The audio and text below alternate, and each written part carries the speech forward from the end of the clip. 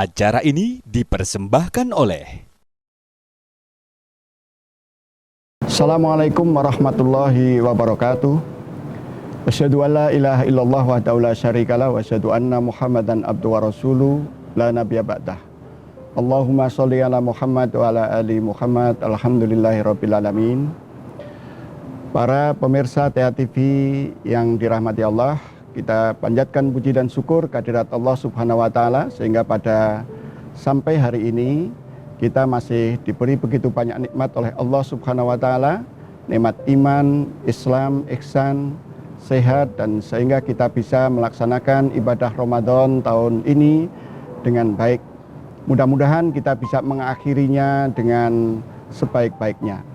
Sholawat dan salam kita aturkan pada junjungan kita Nabi besar Muhammad SAW, suri tauladan kita. Mudah-mudahan kita bisa mengikuti sunnah-sunnahnya, karena dengan mengikuti sunnah itulah kita bisa berislam secara kafah, dan dengan demikian kita bisa berharap mendapatkan syafaat dari Rasulullah SAW di yaumil akhir.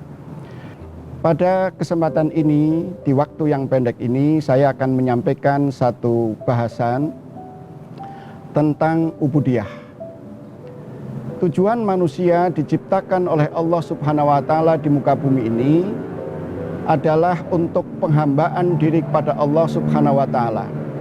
Dalam terminologi agama itu namanya ubudiyah ilallah. Penghambaan diri kepada Allah yang hanya didasarkan kepada tauhid atau mengesahkan Allah Subhanahu wa taala. Tidak semua orang menyadari bahwa kehadiran kita di muka bumi adalah untuk menghambakan diri kepada Allah Subhanahu wa taala. Ada orang yang hidup menghambakan diri pada kekuasaan, ada orang yang hidup menghambakan diri pada harta kekayaan, ada orang yang hidup menghambakan diri pada hawa nafsu. Tetapi Islam mengajarkan kita harus menghambakan diri hanya kepada Allah Subhanahu wa taala. Inilah puncak makom atau kedudukan manusia di sisi Allah Subhanahu wa taala. Apabila orang sudah bisa menempatkan makomnya, makom ubudiyah ilallah ini sudah tepat, maka umat Islam akan juga menduduki makom-makom pendukung yang lain. Imam Al-Ghazali menyebut bahwa makom-makom yang akan terlahir dari ubudiyah ilallah ini, yang pertama adalah makom ikhlas. Orang yang penghambaan dirinya kepada Allah secara benar, maka dia hanya berharap ridho Allah Subhanahu wa taala atas semua perbuatannya, atas semua ibadahnya. Tidak pernah dia berharap kepada selain Allah, kepada makhluk-makhluk Allah. Kalau seseorang itu di dalam beribadah semata-mata hanya berharap ridho Allah Subhanahu wa taala, maka pastilah orang ini mencapai level ikhlas. Yang kedua adalah makom ridho. Orang yang menyadari betul bahwa kehadirannya di dunia adalah untuk menghambakan diri kepada Allah, maka pasti orang itu akan ridho terhadap semua ketetapan Allah, qada dan qadarnya Allah Subhanahu wa taala. Baik ketetapan Allah yang barangkali menyenangkan maupun ketetapan-ketetapan Allah yang secara lahiriah seringkali dirasakan sangat memberatkan. Dia sadar bahwa setelah ikhtiar yang dilakukan, maka segala sesuatunya adalah ketetapan Allah Subhanahu wa taala. Maka orang yang penghambaan dirinya kepada Allah benar, maka dia memiliki keridhaan terhadap ketetapan-ketetapan Allah secara baik. Yang ketiga adalah makom sidik.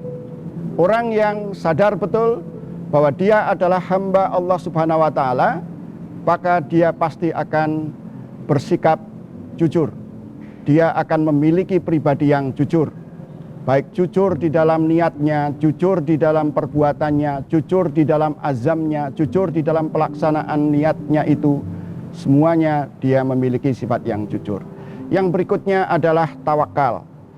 kita pasti akan memiliki makom tawakal apabila kita menyadari betul penghambaan diri kita kepada Allah. Kemudian kita juga akan memiliki makom roja, pengharapan pada Allah Subhanahu wa Ta'ala. Di luar ikhtiar yang kita lakukan, maka kemudian kita berdoa kepada Allah, kita roja bahwa Allah akan memberikan yang terbaik untuk kita. Makom yang lain adalah makom khauf. Orang yang menempatkan diri secara benar sebagai hamba Allah, pastilah dia memiliki rasa takut. Takut Allah tidak ridho, takut Allah murka, takut kita kepada ancaman-ancaman Allah berupa neraka, takut dan khawatir bahwa kita akan dimasukkan ke nerakanya Allah. Takut kita tidak masuk ke dalam surganya Allah. Yang terakhir barangkali orang yang makom ubudiyahnya benar, maka dia pasti memiliki kecintaan kepada Allah. Mahabbatullah. Orang kalau tidak menyadari bahwa dia itu hamba Allah, maka kecintaan terhadap Allah pastilah tipis. Tetapi orang yang menyadari posisinya sebagai hamba Allah, dia akan memiliki kecintaan pada Allah yang kuat. Orang yang memiliki kecintaan Allah pada yang kuat, maka akan melahirkan makom yang terakhir, yaitu makom takwa. Takwa itu artinya taat.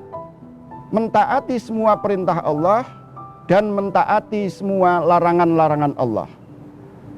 Diterima dengan lapang dada, dengan ridho, sehingga orang yang menyadari kedudukannya sebagai hamba Allah, pastilah orang itu memiliki ketakwaan pada Allah Subhanahu wa Ta'ala. Mudah-mudahan puasa kita sesuai dengan surat Al-Baqarah ayat 183, luaran kita itu menjadi orang-orang yang bertakwa kepada Allah Subhanahu wa Ta'ala. Mudah-mudahan bermanfaat. Billahi taufik wal hidayah, wastabiqul khairat. Wassalamualaikum warahmatullahi wabarakatuh.